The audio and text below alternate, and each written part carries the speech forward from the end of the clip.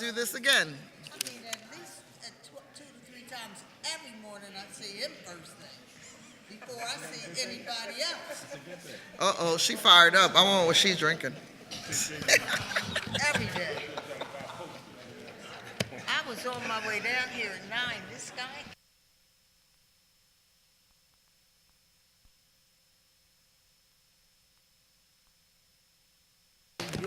All right.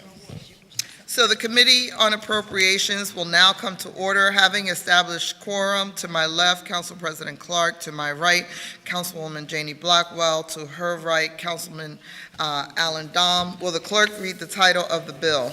Bill number 190006, an ordinance authorizing transfers and appropriations for fiscal year 2019 from the general fund, certain or all city offices, departments, boards, and commissions, the grants revenue fund, certain or all city offices, departments, boards, and commissions to the general fund, departments, boards, and commissions. Thank you. We will begin. Ms. Adams.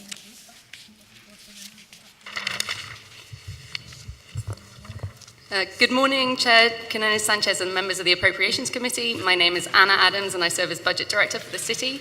With me at the table is Sarah DeWolf, who's Deputy Budget Director. I appear before you today to offer testimony on Bill number 190006 that provides for a transfer from within the General Fund and from the Grants Revenue Fund to the General Fund. The ordinance is needed to transfer appropriations to various city agencies to address other areas where funds are being realigned or shortages have occurred. In the General Fund, $1.25 million to the Managing Director for 3 programs in support of the recently proposed gun violence initiative. $500,000 will be used to support an expansion of the Community Crisis Intervention Program, $250,000 for an expansion of the Youth Violence Reduction Program, or YVRP, and $500,000 for targeted community investment grants. I believe also there's been an amendment to add $132,000 to the Managing Director's Office to support the Municipal ID Program. $715,000 to the Police Department for Operation Pinpoint, a police intelligence program that will support the recently proposed gun violence initiative. $72,000 to the Department of Recreation to support a contract for golf course management. $2 million to the Office of Homeless Services for the rehabilitation of a facility called Beacon House, which will support homeless individuals affected by the opioid crisis. $200,000 to the Director of Commerce to fund a review of Philadelphia's tax incentives. $210,750 to the purchase of radios at the Sheriff's Office. This amount is fully offset by an internal transfer of the same amount. I respectfully request that you report this bill out of committee with a favorable recommendation, and I further request that the rules of council be suspended so as to permit first reading at the next session of council. Appreciate the opportunity to testify you before this committee this morning and would be happy to answer any questions you may have. Additionally, representatives from departments involved with the transfers available as well. We've submitted written testimony on behalf of those departments. Thank you. I'm going to start, if we can have someone from the Commerce talk a little bit about the business incentive study real quick. Yeah, and actually also Sarah from my office is also involved in that study, so we can answer any questions. So you're calling it the business incentive study. So tell me, has an RFP been issued? What is the goal of the report and when will it be available? Sure. So Sarah DeWolf, Deputy Budget Director. An RFP has been issued. We have contracted with a vendor, and the goal of the study is to take a holistic look at our cluster of tax incentive programs and to determine if we need to make any modifications to those programs. So when you say modifications to the program, one of the biggest hurdles has always been our own internal process. So this consultant will be streamlining that? Yes, that is one of the things that they're looking at is streamlining the process for applying for tax incentives. Okay. Could you share the scope of services for the contract with the chair in case anyone wants to make sure anything else? Those of us who've done some of these tax incentive, B Corp, other stuff, we want to see some of these services utilized. So we're interested in making sure that gets done. What's the timeline for the study? So I think the expected completion date is June 2019. All right. Any questions from the committee regarding the Commerce Department? Or any other? Yeah. Yes. Thank you. Chair recognizes Councilman Dom. Thank you, Madam Chair. This one's for you, Anna. I was hoping that Rob would be here. I'd ask him this question. I'm afraid he's in another meeting. Yeah. So I'm looking at the PICA report from yesterday. And if I'm reading it correctly, the PICA report says the fiscal year 2019 revenues are projected at $4.638 billion, and the expenditures are projected at $4.803 billion. That's right. So it looks like a $165 million shortfall. That's right, showing the operating deficit, yeah. Right. And then it shows that we'll have in this projected have a fund balance of $222.7 million. That's right. But won't we have to use that money to fund the shortfall?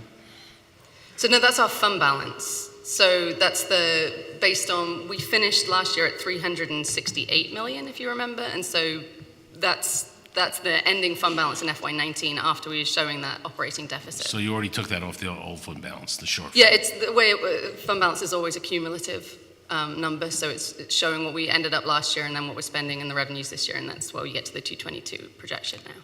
And how come we don't have the requirement of a balanced budget? We're required to have a balanced 5-year plan, and that's the way it works. So it's like it's based on a balance. We have to, obviously, we don't show a deficit because we have a positive fund balance. So we do have a positive 222 million fund balance. So you're saying that last year we finished with 368, That's right.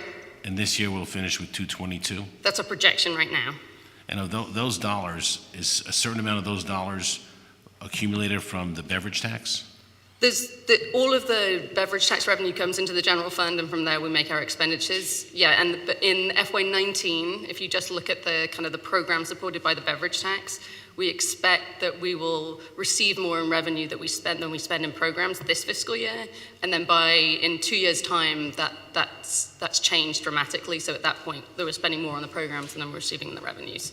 Because if you remember, we held back as we were in litigation over the beverage tax, we held back some of our expenditures until that was resolved. Now it's resolved, we're now kind of expanding the programs. How much money would you say we have accumulated from the delay of whether it's litigation or whatever? Well, it's difficult to tell because in the middle of the fiscal year, we can tell you how much we didn't spend in 17 and 18. The middle of the fiscal year is tricky because it's all about timing of when you make those payments, but we can show you the projections, the cumulative projections, and I can get back to you at the end of this week with those cumulative projections. So I think we actually just had to provide that to a reporter the other day, so we have that data. Is there a ballpark figure? Like, is it 50 million, 100 million? I honestly can't remember. I wouldn't want to say without actually saying. I can send it to you exactly. We have 17, 18, and the expenditures, and then the revenues that are associated with them. All right. Thank you very much. Thank you, Madam Chair. Thank you. The chair recognizes Councilman O has joined the committee. And just for the record, at the last appropriations, you transferred about $100 million from general fund to grants revenue. And at that time, we talked about that was some of the money that was expected to be spent. Was that correct? How much was it? Sorry, so from grants revenue to general fund? No, we moved from general fund to grants revenue in the last appropriations transfer. Okay. I'm sorry, I'm not sure. Yes, it's in our last grant, you moved money from general fund to grants revenue. And some of it was based on the idea that it would be expenditures related to beverage tax and other things. So I think we had some money in a set aside, and that we're now sort of releasing some of those funds from the set aside, yes. And then in our previous transfer, we also put some money in a budget stabilization reserve of 20 million. That's also shown in here. We haven't yet made that payment because we're waiting an ability to do that, but we have it shown that money is going into the budget stabilization reserve. So that's included within that 222 million, yes. Okay, thank you. Can someone come in and talk a little bit about Beacon House? Is Liz got here yet? Oh, there she goes. Thank you, Liz, for all the information. I'll make sure to share it with the rest of the team. Just for the record, wanted to talk a little bit around Beacon House and the timeline, the development partner timeline, and the service provider, if you could, for the record. Yes, I'd be happy to. Thank you for the opportunity. Beacon House, the architectural drawings are done. Pull the mic up a little bit, Councilwoman. Sure. These chairs are a little small. I mean, a little big. I feel small. Your name for the record too, Liz. I know everybody I'm knows. Liz Hirsch. I'm the director of the city's Office of Homeless Services. Talking about Beacon House. Beacon House is currently an unoccupied, underutilized building on the Temple Episcopal campus, and we're proposing to convert it to a low barrier shelter with 24-hour services nested in the Temple Episcopal Healthcare Campus, which we think is a very good use. It will also enable us to move Prevention Point respite off of Kensington Avenue, which we believe will be very beneficial for the commercial development of Kensington. The contractor that we will be working with is ASE, which is right across the street, which means that the rehab money and the jobs will all be local, directed to the Kensington community. ASE has over 20 years experience in doing this kind of project. It's a gut rehab. The architectural drawings have been completed. As soon as the funds are available, they're ready to go. We believe it'll be about a 5-month construction process. It's a lot now. Excuse me? That's a building, it's a vacant building. So you're saying 5 months, so expected opening, what, September, October for the next winter? Our original hope was summer. I think realistically, we're probably talking about early fall, late summer, early fall. Okay. Any questions related? All right, and then finally, violence prevention, just for the record.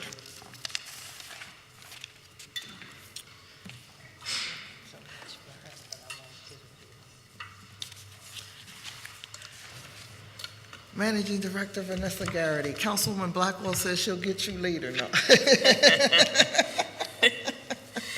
Good morning, for the record. Good morning. Just real quickly, speak to the roadmap to safer communities and what this initial investment will do. So the roadmap to safer communities is the violence prevention strategy that the mayor has adopted, that we have put forth from the Office of Violence Prevention, working in conjunction with the City of Philadelphia Police Department as well as other city agencies. This appropriation that we are asking for today will allow us to get started and to continue the work that's already being done. Frankly, it's already started, but to expand certain programs that are already in place. The YVRP, Youth Violence Reduction Partnership, would be expanded. There's a $250,000 ask to that program. We are want to be able to expand in all areas. That is a program that is identified for those at highest risk of violence. They have already been identified as either being at the highest risk of either killing or being killed, and they are on court order supervision. And so that's done, it's a very intensified kind of supervision program done in partnership with the probation offices, the courts, and a number of other criminal justice partners. We want to make sure that we expand. There are certain districts that we are not in, and sometimes I guess defendants, we say, are savvy, and they like to move into those districts because not everybody wants that intensity level of supervision, and we'd like to be able to move into other districts. We're also, the Community Crisis Intervention Program is a program that we started in July of 2018. I like to call it boots on the ground, where we actually have folks in the communities. They are what we call credible messengers, because they are people from the community. Many of them have what we call lived experience, and they are able to sort of communicate and talk to the younger people or others who may be involved in some of the violence in a way that I might not be able to get through to them, or you may not be able to get through to them. We've asked for $500,000 to expand that program. Some of the expansions for both YVRP and CCIP will include adding the social worker to be able to assist with linking these young people to needed resources, as well as a full-time employment specialist. As a significant part of the violence prevention strategy, the roadmap for safer communities is about not just the policing, but trying to get to the root causes of why this violence is occurring, and people are involved. Our target population in that is ages 16 to 34, young men and young boys and men of color, predominantly is African American, who are both the victims and the perpetrators of the crime as we see it. And so these are very targeted interventions trying to hit that targeted population. Who are the partners on this? Are we going to be doing this in-house, or are we going to continue to work with external partners? So YVRP and CCIP are both conducted by PAN, has the contract for them, and it will be an expansion of that. There is oversight from the Office of Violence Prevention in terms of those programs. We also asked for an additional $500,000 for what we call targeted community investment grants. Some folks might call them micro grants. It's because we have recognized that we certainly can't do this work without the help of the community and others. There are many in the community who have already invested in and are doing good work, but they're not necessarily receiving resources from the city. Will allow an opportunity to give some of the smaller vendors or smaller community groups an opportunity to get some support from the city without them being able to having to navigate the very intensive contracting process at the city. So we actually have an RFP posted for a fiduciary. Once that person is selected, we will make the selections for who gets the grants, and then we will be able to continue working in partnership with those community groups. So there'll be a criteria. Is there a max grant? What are the ranges that you're looking at for these? So we initially were thinking about ranges starting anywhere as low as 500 to 1,000. They may have to be up just a little bit just for intensity purposes, but the highest being about 20,000 Okay. in order to reach a larger number of people. Okay. All right. Thank you. Any questions? Operation Pinpoint, how does that layer into this? So Operation Pinpoint is the violence reduction and prevention strategy that the police department has. It's an integral part of the roadmap for safer communities. We are actually overlaying with Operation Pinpoint and sort of using, and what that does is using their intelligence, also community policing and a number of other factors, including bringing on more analysts so that we can analyze the data that we're getting and be able to determine where best to allocate your resources and where best to target. We overlay that with all of the other social services type initiatives that we've put in, and so we sort of follow Operation Pinpoint as that area is targeted, and as the police do whatever it is they need to do, we want to be able to come in and sort of undergird the community to provide whatever services they need, whether that's trauma care, whether that's, we know, additional jobs, some workforce readiness programs, that type of thing. But it is kind of one of the central components of the plan. So I'm going to put you on the spot here a little bit. So Kensington, behavior, yes. Lawlessness in the street, where are we around? What, if anything, we're willing to do differently from a public safety perspective? For Kensington specifically, we have been doing some meetings with other criminal justice partners, including the Attorney General, District Attorney, as well as the United States Attorneys in that office, to see how we all work very collaboratively around some targeted public safety initiatives in that area. So we understand and are very focused on that. It is a key component of the Philadelphia Resiliency Project, and one of the mission areas that is also overseen by me and my staff, working in conjunction with both school district, police department, SEPTA police, and others. Deputy Commissioner. And so my friends here have come to help me with the question. So there's a lot of quality of life issues, and look, you guys know how much I work with my captains over there and how much I appreciate it. But there's still a lot of quality of life issues that unfortunately don't always get addressed as quickly. What, if anything, different are we going to do about folks loitering?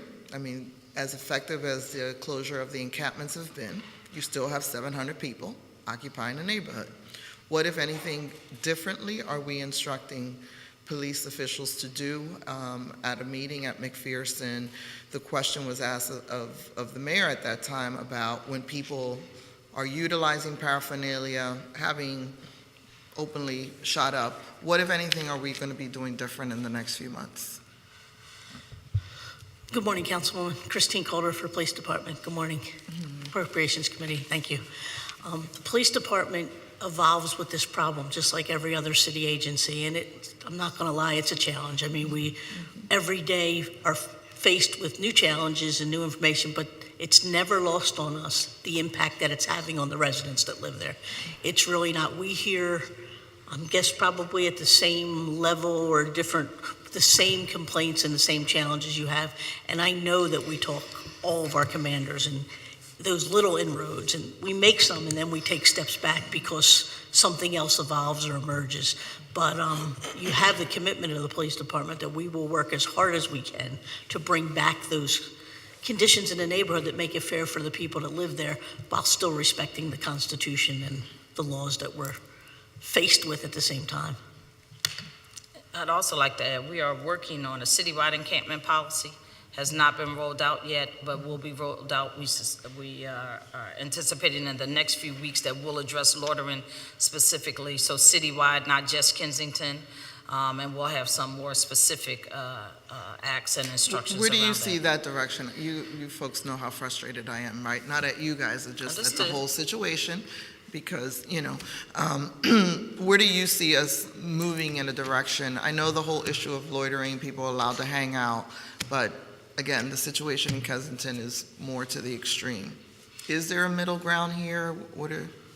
Well, the other thing that we're trying to do, and we specifically in Kensington, but we'll use other places, is the Police Assisted Diversion Program, PAD, that we put into place and have expanded since we put it into place in Kensington, because what it does is try to address these kind of quality of life issues by offering it, giving the police another avenue besides just the arrest format, but being able to actually refer these individuals for treatment, and we get them into treatment, and hopefully that will address the root cause of why they're out there in the beginning, and then eventually lessen the numbers if we are able to provide that treatment. So we have expanded the Police Assisted Diversion Program. Councilwoman, I think that expansion will really help. I mean, the success in North Division and North Central with the PAD, we have very few people reoffending, people who are taking advantage of the services there. And that's the ultimate goal, to not remove them for the day, but to put them on a path where they're not going to become a persistent problem.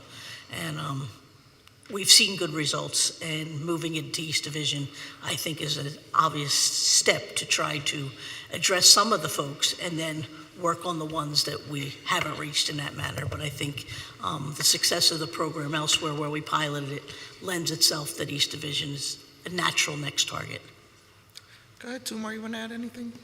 I mean, Liz just reminded me that from our last point in count time that we did January, the actual numbers that look like in Kensington now has come down to about 245 people on the street. So I think that's the reflection of a lot of the work that you all have been helping us out with through Project Resiliency and all of the partners that sort of sitting in the room, some of the folks who are not in the room, but that. So we're consciously working on that. And like Deputy Commissioner Coulter said, and Vanessa, you're talking about PAD, and you talk about we've been experimenting down there, putting social service outreach workers going with police, like in tandem, to sort of try to address some of these issues. So we're trying to be creative and responsive at the same time. So in 3 months, what do I see at Kensington and Allegheny? I think in 3 months you see sort of some of what you're seeing now is a better Kensington and Allegheny, right? So we've attacked the physical infrastructure there by trying to light it up. We're talking about putting cameras down there soon. I think you're seeing somewhat of a relief down there. Clearly not enough. The lights are amazing. Yeah, clearly, thank you for that. Clearly not enough physical relief down there as it relates to the people, but I think you'll see us continuously working on that to get that back to normal, right? So you talk about how to tie it all in. If you look at the Beacon House, one of the things the Beacon House does when we get it up and running is for us to be able to move that navigation center off of the avenue, off of the business corridor, and being able to put it in this facility. That'll sort of help. I think if you're talking about prevention points starting to move to a 24-hour program and at their site, that's also helping, right? So all of this stuff is sort of working in tandem to show you that relief. Show the community that relief. I still think we need to push SEPTA a little bit more. The transit stations are still unacceptable. Understood. Particularly around just trash, the loitering. I think us putting up the lights is helpful, but I think I'd like to see more presence on their behalf also. Understood. Okay. Thank you. Thank you, everyone. Any other questions? Oh, sorry, Councilman Dom? I just have a general question. Do we have any kind of program where we actually can measure where the people are coming from, or in Kensington or in other areas? Because I hear a lot of stories that they're not from Philadelphia.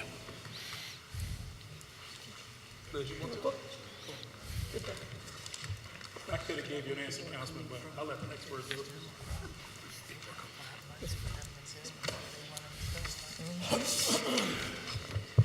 Hi, yeah, we hear that also. The data from the outreach workers and a survey by Public Health showed that most people are from Philadelphia, I think, and then the people who, and most people, either they are born and bred in Philadelphia or they've been in Philadelphia for an extended period of time. So there certainly are those people who come and stay from out of town, but it's a small minority, according to several data sources that we've been able to track down. I think it just makes good print. So I the will newspapers pick it up. continue to disagree on this point. This is a self-identifying process, and so people, I think Liz is right, people have grown up in Philly, moved to the suburbs, and they're back, and they still consider themselves, people in South Jersey consider themselves Eagles fans and part of Philadelphia. That does not make them a City of Philadelphia resident, so this is the point I'll continue to disagree. I will say this, I did an informal study myself. I approached 5 homeless people, mostly Center City and one other area. 4 of the 5 were from South Jersey. So I think that there are people coming in from outside the area. One of them is at 19th and Walnut who lays on the grate, and he's from South Jersey, he told me. But I do think people are coming in from outside, and then it becomes our burden, which isn't fair to the taxpayers of the city. And so I don't know how we fix that, but it just doesn't seem fair that people from outside, they bring them in here, and then we have to pay for everything. Yeah, I think all these things are true. There are certainly people who come from other places. With the treatment system, we do go back to the county of origin and try to get them to pick up the tab. That is happening for sure. And people come to Philly for all kinds of reasons. But unfortunately, a big part of the problem is also homegrown. Okay. I have one other question I wanted to just throw out. And since I've been trying to be supportive of Councilwoman Sanchez's problem in her district, I see that Kensington Avenue is basically destroyed. I'm using a strong word, but from Lehigh to Allegheny, those businesses have been destroyed by what's going on in that neighborhood. And I know that Center City has a program where the Center City District, with a police officer and I think a social worker, approach people on the street and try to get them help and get them into care.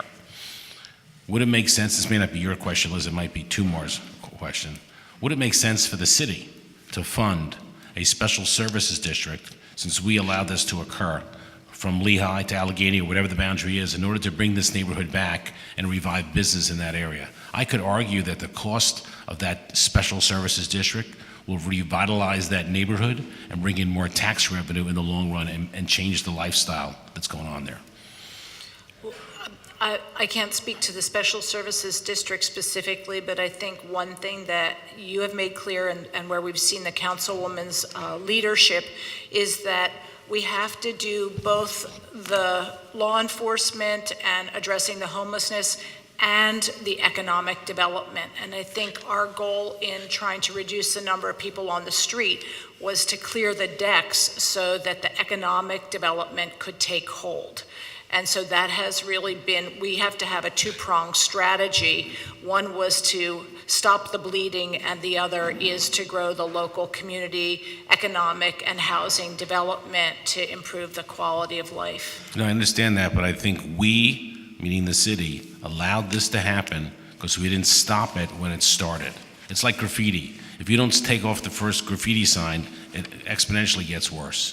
And that's what happened here. So I'm just throwing that out to, I don't know if it's you, Anna, or two more. We should look at that because we need to bring that area back.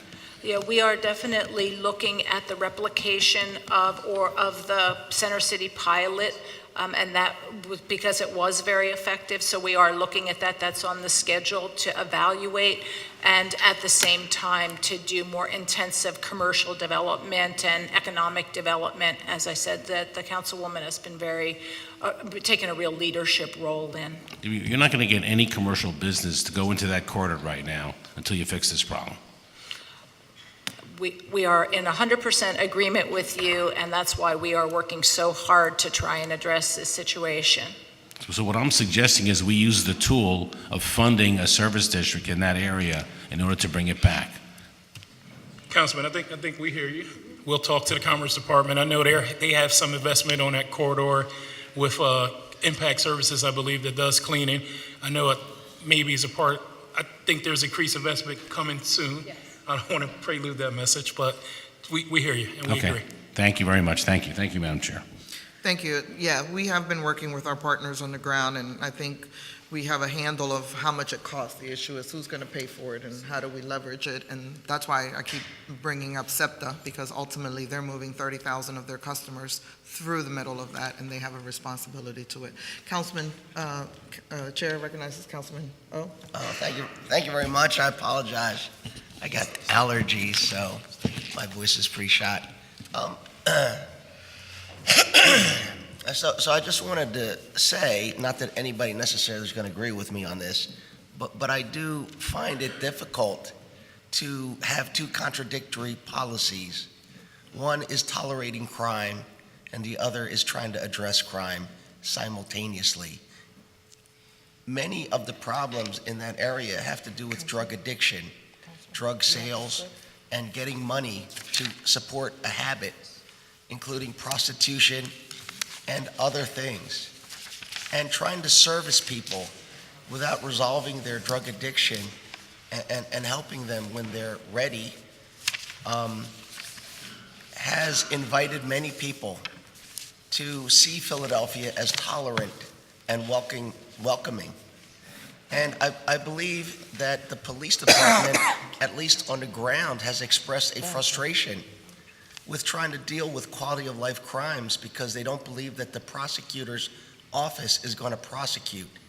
And so these very different contradictory policies and putting more and more money into servicing more and more people coming in to use drugs and live or visit Philadelphia, I just don't see how we will put all this money in there without making the neighborhood worse. Thank you. I think thank you, Councilman, for your remarks. I certainly can't talk on behalf of the local prosecutor's office, but I think as a part of this effort, we're taking a holistic approach to it. So you see reduction of crime as one of our tenets and one of our mission areas through this project. We have been coordinating with state, federal, and local prosecutors and federal law enforcement officers. So talking about how do we attack the supply, how do we attack the demand.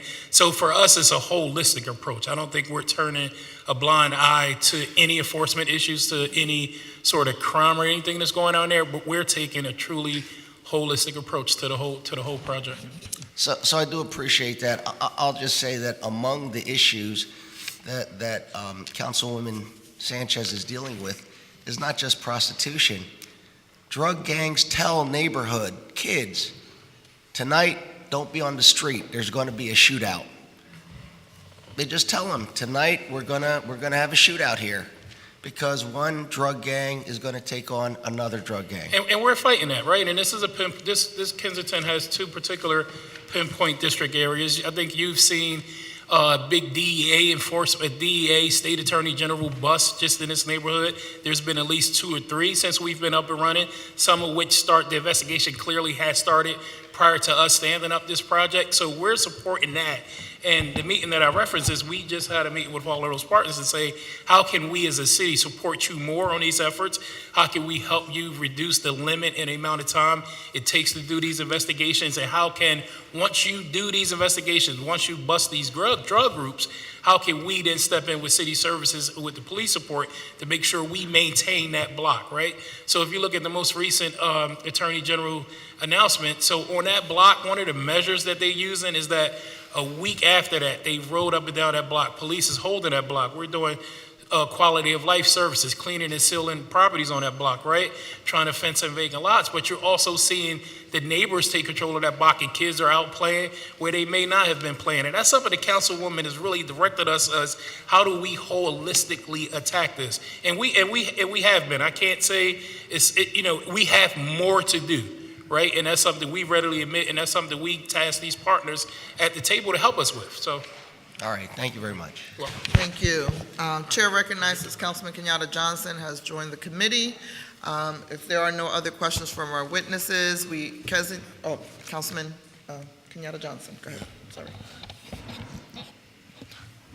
Good morning, everyone. Good morning. I think this is definitely a step in the right direction.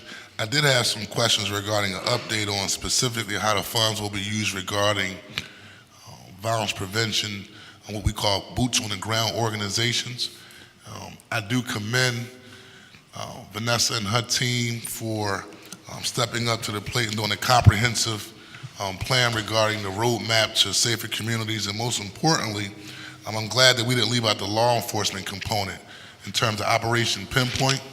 I've been to several community organizations, meetings in the neighborhood, primarily with the 17th Police District and my staff with the 12th Police District, and the community is excited because it's been a while since we've seen that type of collaborative effort between the Philadelphia Police Department and neighborhood community organizations and residents strategically looking at not only how we get guns off the street, but holistically address a lot of quality of life issues. And so I do commend the administration for stepping up to the plate and not only providing a plan, but putting the dollars and resources on the table so we can address what I consider one of the #1 issues here in the city of Philadelphia, and that's youth violence, specifically gun violence.